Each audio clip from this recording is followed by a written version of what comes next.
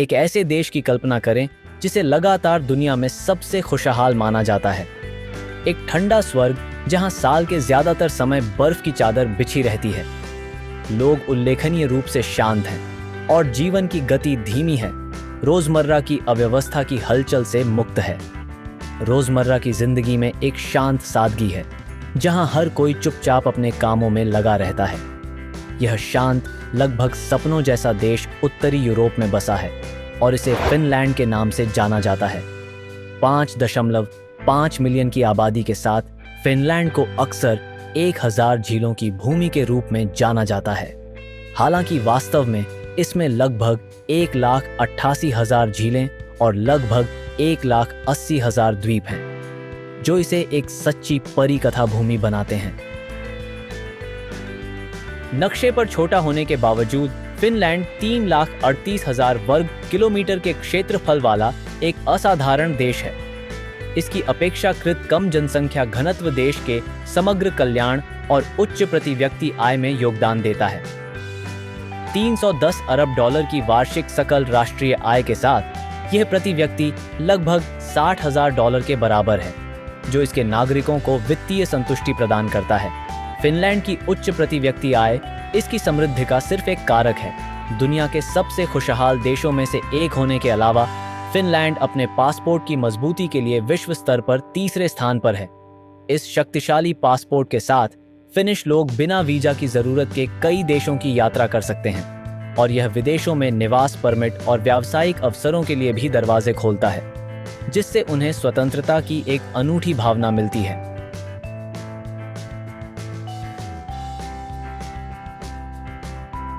इसके अलावा फिनलैंड अपने आविष्कारों और ब्रांडों के लिए प्रसिद्ध है, जो अपनी छोटी आबादी के बावजूद जीवन को अधिक प्रबंधनीय बनाने में महत्वपूर्ण योगदान देता है। फिनलैंड के सबसे प्रसिद्ध योगदानों में से एक सौना का आविष्कार है, जो फिनिश संस्कृति का एक अभिन्न अंग है। फिनलैंड में 3 मिलियन से ज्यादा सौना है, यानी हर 2 लोगों के लिए एक से ज्यादा सौना है। सौना फिनिश जीवन का एक अभिन्न अंग है। ज्यादातर फिनिश लोग शारीरिक और मानसिक शुद्धि के लिए हफ्ते में कई बार सौना जाते हैं।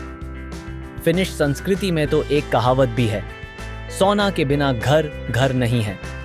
बर्फीले परिदृश्य के दृश्य के साथ सौना की गर्मी का आनंद लेना स्थानीय लोगों और आगंतुकों दोनों के लिए तनाव से राहत के लिए पसंदीदा गतिविधियों में से एक है। फिनलैंड के बेहतरीन स्पा और सौना हर जगह से लोगों को आकर्षित करते हैं, जो उन्हें शारीरिक स्वास्थ्य और मानसिक तंदुरुस्ती बनाए रखने में मदद करते हैं, खासकर लंबे सर्दियों के महीनों के दौरान। इन ठंडे दिनों में सौना का सुखदायक अनुभव शरीर के लिए और भी अधिक आरामदायक और फायदेमंद हो जाता है।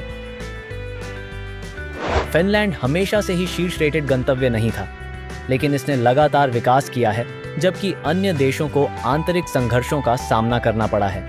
उदाहरण के लिए, फिनलैंड विश्व स्तर पर मान्यता प्राप्त ब्रांड नोकिया का जन्म स्थान है, जो अपने प्रतिष्ठित फोनों के लिए जाना जाता है। हालांकि नोकिया सैमसंग और एप्पल जैसी दिग्गज कंपनियों से पीछे रह गया है, लेकिन यह आज भी काम कर रहा है। दिलचस्प बात यह है कि देश में नोकिया नाम का एक शहर भी है।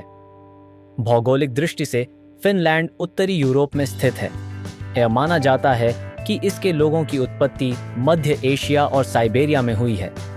इतिहासकारों का सुझाव है कि फिन स्कैंडिनेवियाई और स्लाव वंश का मिश्रण है, जिनकी जड़ें मध्य एशिया और रूस के साइबेरियाई क्षेत्र में हैं। देश का सबसे उत्तरी भाग लैपलैंड अपने अद्वितीय सांस्कृतिक और प्राकृतिक आकर्षणों के लिए विशेष रूप से प्रसिद्ध है। यह क्षेत्र, जिसे लैपलैंड के नाम से जाना जाता है, स्वदेशी सामी लोगों का घर है, जिन्हें अक्सर लैपलैंडर्स के रूप में जाना जाता है। असली सांता क्लॉज से मिलने के लिए आगंतुक लैपलैंड में आते हैं, जो अब रोवेनेमी में रहते हैं, जहां वे साल भर मेहमानों का स्वागत करते हैं। लैपलैंड की राजधानी रोवेनेमी लोगों की तुलना में अधिक हिरण होने के लिए भी प्रसिद्ध है। यहां आप हिरण के खेतों में जा सकते हैं या बर्फीले परिदृश्य के माध्यम से एक जादुई हिरण की सवारी का आनंद ले सकते हैं। फिनलैंड शानदार उत्तरी रोशनी को देखने के लिए सबसे अच्छी जगहों में से एक है, जिसे ऑरोरा बोरेलिस के रूप में भी जाना जाता है। सितंबर से मार्च तक यात्री फिनिश लैपलैंड के जंगल में जाते हैं ताकि आसमान में नाचने वाली आश्चर्यजनक पीली, हरी, गुलाबी और बैंगनी रोशनी की झलक पा सकें। यह अनुमान लगाया गया है कि उत्तरी रोशनी यहाँ साल में 200 रातों में देखी जा सकती है, जो सर्दियों के महीनों के दौरान लगभग हर दिन होती है। मई से अगस्त तक इस क्षेत्र में 24 घंटे दिन का प्रकाश रहता है, जिसके कारण फिनलैंड को आधी रात के सूरज की भूमि उपनाम मिला है। यह घटना एक अनूठा और मंत्रमुग्ध करने वाला अनुभव प्रदान करती है, क्योंकि सूरज कभी अस्त नहीं होता, जिससे परिदृश्य निरंतर चमक में नहाता रहता है। फिनलैंड में 90% से ज्यादा लोग फिनलैंड के हैं। फिनिश आबादी की आनुवंशिक संरचना, जिसमें उत्तरी लोगों की विरासत शामिल है, अक्सर शारीरिक सुंदरता से जुड़ी होती है। फिनलैंड को उत्तरी यूरोप के कुछ सबसे खूबसूरत लोगों का घर माना जाता है, जहां दूर दूर से आए अप्रवासी अक्सर फिनलैंड के आकर्षण की प्रशंसा करते हैं। अपनी उच्च आय और उत्पादकता के अलावा फिनलैंड अपनी असाधारण शिक्षा प्रणाली के लिए भी प्रसिद्ध है। फिनलैंड में शिक्षा मुफ्त है और सभी के लिए समान शर्तों पर प्रदान की जाती है। फिनिश शिक्षा प्रणाली मानक और पॉलिटेक्निक स्कूलों में विभाजित है। जहां मानक स्कूल सैद्धांतिक पाठ्यक्रमों पर ध्यान केंद्रित करते हैं, वहीं पॉलिटेक्निक स्कूल व्यावहारिक लागू शिक्षा प्रदान करते हैं। उदाहरण के लिए, इंजीनियरिंग की पढ़ाई करने वाले छात्रों का मूल्यांकन प्रयोगशालाओं और प्रशिक्षण क्षेत्रों में हाथों हाथ प्रयोगों के माध्यम से किया जाता है, न कि याद किए गए व्याख्यान नोट्स के आधार पर पारंपरिक परीक्षाओं के माध्यम से। यह दृष्टिकोण सुनिश्चित करता है कि फिनलैंड में शिक्षा न केवल सैद्धांतिक बल्कि व्यावहारिक भी हो, जिससे छात्रों में स्थायी ज्ञान पैदा हो। फिनलैंड में 9 साल की अनिवार्य शिक्षा प्रणाली है, जिसमें कोई निजी स्कूल नहीं है। छात्रों के पास सीमित पाठ घंटे होते हैं। आमतौर पर वे प्रतिदिन केवल 3 से 4 घंटे ही स्कूल जाते हैं, अधिकतम 20 घंटे प्रति सप्ताह। वे पूरे दिन स्कूल में नहीं रहते और उनका कोई होमवर्क भी नहीं होता, क्योंकि वे स्कूल के घंटों के दौरान अपना असाइनमेंट पूरा करते हैं। दिलचस्प बात यह है कि गणित और जीव विज्ञान जैसे विषयों से पहले दर्शन शास्त्र और तर्कशास्त्र जैसे पाठ्यक्रम पढ़ाए जाते हैं, जो शिक्षा के प्रति फिनलैंड के अनूठे दृष्टिकोण को दर्शाता है। फिनलैंड के लोग अपनी विश्वसनीयता, खुले विचारों और कर्तव्य निष्ठा के लिए जाने जाते हैं, जो देश की कम अपराध दर में योगदान करते हैं। उदाहरण के लिए, 2023 के एक अध्ययन में प्रति 1 लाख लोगों पर केवल 27.59 अपराध दर्ज किए गए, जिससे फिनलैंड 133 देशों में से कम अपराध के मामले में दुनिया में 12वें स्थान पर आ गया। अध्ययन में यह भी उल्लेख किया गया कि सबसे सुरक्षित देश अरब की खाड़ी में है, जबकि सबसे खतरनाक वे देश हैं जो आर्थिक अस्थिरता या आतंकवाद से बहुत प्रभावित हैं, जैसे अफगानिस्तान और वेनेजुएला।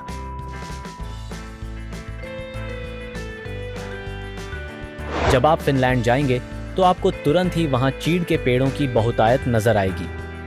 देश के विशाल हरे भरे इलाके और जंगल इन आकर्षक पेड़ों का घर हैं, जो साल भर खूबसूरत दिखते हैं।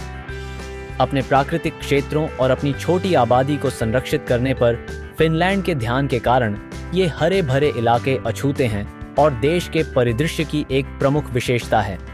कई अन्य स्थानों के विपरीत फिनलैंड कंक्रीट संरचनाओं से आगे नहीं बढ़ा है, अपने प्राकृतिक परिदृश्य को संरक्षित करता है और स्वच्छ हवा सुनिश्चित करता है। पहली बार फिनलैंड आने वाले आगंतुकों को ताज़ी हवा के उच्च स्तर के कारण अस्थायी रूप से चक्कर आना या नाक से खून आना अनुभव हो सकता है, खासकर अगर वे खराब वायु गुणवत्ता वाले क्षेत्रों से आते हैं। फिनलैंड में जोकामिहेनोइक्स या हर व्यक्ति का अधिकार नामक एक अवधारणा है, जो मनोरंजन के उद्देश्यों के लिए अधिकांश बाहरी भूमि और जल निकायों तक सार्वजनिक पहुंच की अनुमति देती है। इसका मतलब है कि आप स्वतंत्र रूप से घूम सकते हैं, मशरूम और जामुन के लिए चारा पा सकते हैं, या फिनलैंड के विशाल जंगलों का पता लगा सकते हैं। यह जानना दिलचस्प है कि फिनलैंड का 70% से अधिक भाग जंगल से ढका हुआ है, जो यूरोप के किसी भी अन्य देश से अधिक है। एस्टोनिया, आइसलैंड और न्यूजीलैंड के साथ फिनलैंड दुनिया की सबसे साफ हवा में से कुछ है। जब आप फिनलैंड जाते हैं तो आप जीवन की उच्च गुणवत्ता का आनंद ले सकते हैं, जिसमें प्राचीन मौसम और प्रकृति से लेकर रहने की स्थिति और संस्कृति शामिल है। यदि आप वहां थोड़े समय के लिए ही जा रहे हैं तो देवदार के पेड़ों के बीच बसे किसी ट्री हाउस में रहने पर विचार करें। कल्पना करें कि आप ऐसे शांतिपूर्ण और शांत दृश्य के साथ जागते हैं। इस शांत उत्तरी क्षेत्र में आने वाले आगंतुक अक्सर शाम को कैंप फायर के आसपास इकट्ठा होते हैं। फिनिश प्रकृति की शांति के बीच एक दूसरे की संगति का आनंद लेते हैं। वे फिनिश व्यंजनों का आनंद लेते हैं, स्थानीय संगीत का आनंद लेते हैं तथा फिनलैंड की विशिष्ट शांति में डूब जाते हैं। फिनलैंड में घूमने के लिए एक और अनोखी गतिविधि, खासकर अगर आप थोड़े समय के लिए वहां जा रहे हैं और आपका बजट इसकी अनुमति देता है, तो सर्दियों के दौरान उत्तर में आइस ब्रेकर ट्रिप पर जाना है। जैसे जैसे फिनलैंड में झीलें जमती जा रही हैं और बर्फ की मोटी चादरों से ढक रही हैं, एक अलग तरह का पर्यटन उभर कर सामने आया है।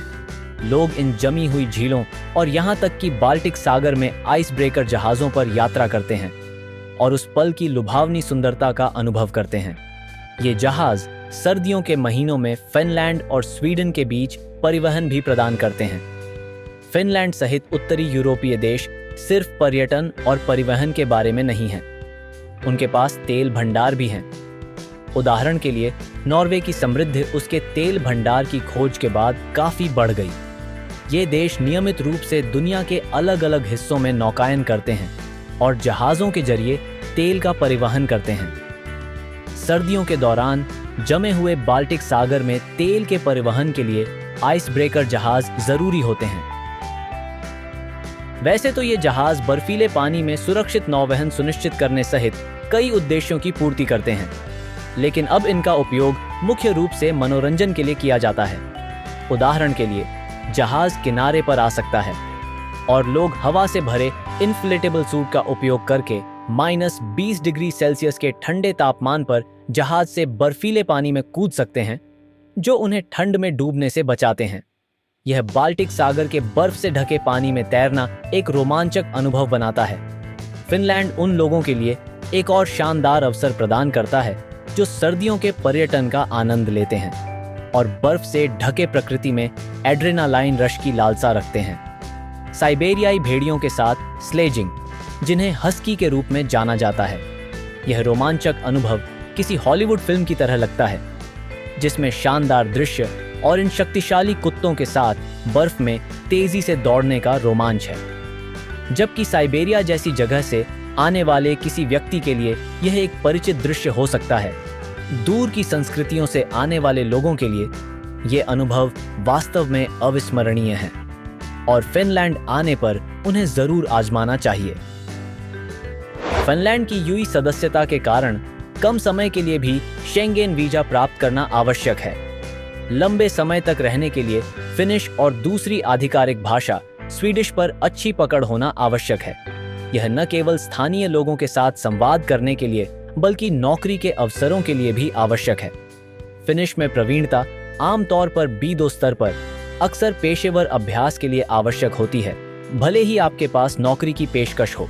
इसलिए फिनलैंड में रहने और काम करने के लिए भाषा में महारत हासिल करना महत्वपूर्ण है।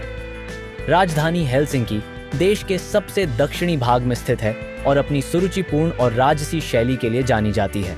शहर का आकर्षण ऊपर से देखने पर भी स्पष्ट होता है, जो आधुनिकता और परंपरा के अपने अनूठे मिश्रण को प्रदर्शित करता है। फिनलैंड की सुंदरता और जीवन की उच्च गुणवत्ता के बावजूद देश में अवसाद की दर आश्चर्यजनक रूप से उच्च है। उत्कृष्ट स्वास्थ्य सेवा, शिक्षा और प्राकृतिक सुंदरता को देखते हुए यह विरोधाभासी लग सकता है।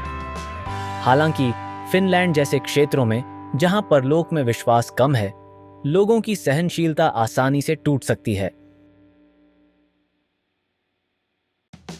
फिनिश महिलाओं को अक्सर उनकी प्राकृतिक सुंदरता के लिए सराहा जाता है, जो प्रकृति के साथ उनके घनिष्ठ संबंध को दर्शाता है। उनकी विशेषताओं में आमतौर पर गोरी त्वचा, हल्की आंखें और सुनहरे या हल्के भूरे बाल शामिल होते हैं। हालांकि इन विशेषताओं में विविधता होती है। फिनिश सुंदरता की विशेषता सादगी और प्रामाणिकता पर जोर देने के साथ एक न्यूनतम दृष्टिकोण है। वे सूक्ष्म मेकअप को प्राथमिकता देते हैं, जिससे उनकी प्राकृतिक विशेषताएं चमकती हैं। कठोर नॉर्डिक जलवायु उनकी स्पष्ट चमकदार त्वचा में योगदान देती है और उनकी सक्रिय बाहरी जीवन शैली एक स्वस्थ चमक को बढ़ावा देती है। फिनिश महिलाओं की सुंदरता केवल शारीरिक नहीं है, बल्कि इसमें ताकत, आत्मविश्वास और प्राकृतिक लालित्य के लिए प्रशंसा भी शामिल है। विश्वास की यह कमी उद्देश्य और अस्तित्व की भावना में एक आवश्यक कारक हो सकती है। नतीजतन स्कैंडिनेवियाई और बाल्टिक देशों में 50 के दशक में व्यक्ति कभी-कभी ऐसे बिंदु पर पहुंच जाते हैं जहां जीवन अर्थहीन लगता है।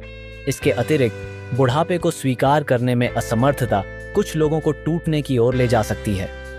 रूस के साथ फिनलैंड की भौगोलिक निकटता भी संभावित संघर्षों के बारे में चिंताएं लाती है, जिसमें परमाणु युद्ध का डर भी शामिल है। देश ने 1 मिलियन लोगों को आवास देने में सक्षम भूमिगत आश्रयों का निर्माण करके ऐसे परिदृश्यों के लिए तैयारी की है जहां निवासी आपदा की स्थिति में शरण ले सकते हैं। हालांकि तुर्की की स्वीकृति के साथ फिनलैंड के नाटो में हाल ही में शामिल होने से रूस के प्रति लोगों का डर कुछ हद तक कम हो गया है। अब अगर रूस फिनलैंड के खिलाफ कोई अभियान शुरू करता है तो 30 नाटो देश उसकी रक्षा के लिए आगे आएंगे, जिससे फिनलैंड पहले से कहीं अधिक सुरक्षित हो जाएगा। इसके साथ ही हम चर्चा के अंत में आते हैं। पढ़ने के लिए धन्यवाद और अगले लेख में मिलते हैं। अलविदा।